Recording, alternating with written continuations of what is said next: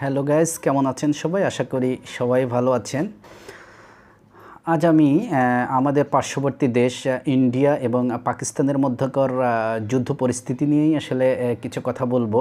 আমি চাচ্ছি এখন থেকে প্রতিদিনই কিছু আপডেট যে কারেন্ট নিউজটা আছে সেটা নিয়ে আপনাদের সাথে আসলে কথা বলবো।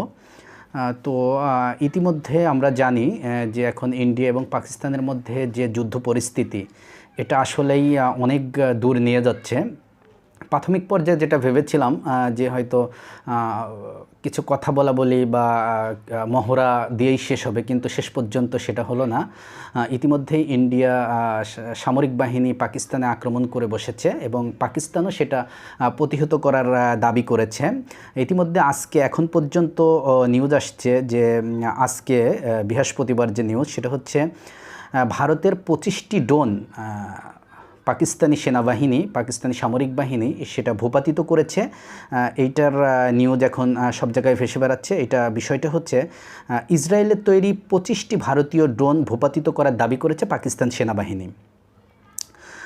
ইতিমধ্যে গত রাত থেকে অর্থাৎ বুধবার রাত থেকে বিভিন্ন স্থানে পাঠানো 25টি ভারতীয় ড্রোন ধ্বংস করার দাবি করেছে পাকিস্তান। পাকিস্তানের অন্তঃবাহিনী জনসংযম পরিদপ্তর আইএসপিআর জানিয়েছে গত রাত থেকে পাকিস্তান পাঠানো 25টি ইসরায়েলের তৈরি হারব ড্রোন পাকিস্তানের সশস্ত্র বাহিনী ভূপাতিত করেছে। সেনাবাহিনী জানিয়েছে পাকিস্তানের সশস্ত্র বাহিনী তাদের সফট কিল এবং হার্ড কিল দক্ষতা ব্যবহার করে ভারত কর্তৃক প্রেরিত 25টি ড্রোন ইসরায়েলের তৈরি যে ড্রোনগুলো সেগুলো ভূপাতিত করার দাবি করেছে। ইতিপূর্বে আপনারা শুনেছেন যে নিউজে আসছে, বিভিন্ন নিউজে আসছে এবং আমরাও সেটা সত্যতা যাচাই করতে পেরেছি। সেটা হচ্ছে মঙ্গলবার রাত্রে যে আক্রমণ করেছিল পাকিস্তানে, তাতে তারা 5টি ফাইটার জেটকে ধ্বংস করেছে সেটা তারা দাবি করেছে এবং বিভিন্ন মাধ্যমে তারা প্রমাণও দিয়েছে। তবে তার মধ্যেই আবার যখন ইন্ডিয়া পাকিস্তানে আবারও ড্রোন হামলা করে, তখন ইতিমধ্যে আবার নিউজে আসছে যে তারা 25টি ইসরায়েলের তৈরি 25টি ড্রোন তারা ভূপাতিত করেছে। এর আগে ISPR DG lieutenant general Ahmed Sharif Chowdhury বলেছেন, ভারত গতরাতে বিভিন্ন স্থানে ড্রোন পাঠিয়ে পাকিস্তানের বিরুদ্ধে আরও একটি স্পষ্ট সামরিক আগ্রাসন চালিয়েছে।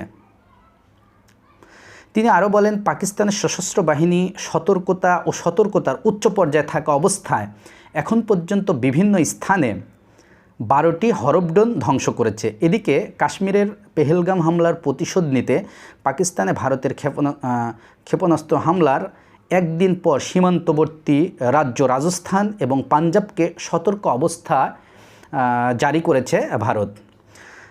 পাকিস্তানের হামলার আশঙ্কা স্থানীয় কর্তৃপক্ষ প্রস্তুত থাকার সব পুলিশ সদস্য ছুটি বাতিল করেছে। জনসমাগম নিষিদ্ধ করা হয়েছে। পাকিস্তানের সাথে 1037 কিলোমিটার সীমান্ত ভাগ করে নেওয়া রাজস্থান উচ্চ সতর্কতা জারি করা হয়েছে। সীমান্ত সম্পূর্ণরূপে বন্ধ করে দেওয়া হয়েছে। কোনো সন্দেহ আসলে আমরা চাই না যে আমাদের পার্শ্ববর্তী দেশ ইন্ডিয়া যেটা পাকিস্তানের সাথে যুদ্ধ আরও এগিয়ে যাক, মানে আরও জটিল যুদ্ধ বেঁধে যাক। এটা আসলে আমরা প্রতিবেশী হিসেবে চাই না। আমরা চাই আসলে যুদ্ধ দিয়ে কোনো শান্তি প্রতিষ্ঠা করা সম্ভব নয়। এটা যদি আলোচনা সাপেক্ষে যুদ্ধটা এখানেই বন্ধ করে দেয় তাহলে সেটা আমাদের জন্যও ভালো এবং বিশ্বের জন্যও ভালো। যেহেতু আমরা এটা জানি যে ইন্ডিয়া এবং পাকিস্তান দুইটাই পারমাণবিক শক্তিধর দেশ, যেটা কিনা যদি সামনের দিকে অগ্রসর হয় তাহলে সেজন্য সারা পৃথিবীর জন্য একটা হুমকি স্বরূপ হয়ে দাঁড়াবে। এজন্য আমরা চাই যুদ্ধ বন্ধ হোক, আলোচনা সাপেক্ষে এটা বন্ধ হোক এবং যা ক্ষয়ক্ষতি হয়েছে এটা হয়েছে মেনে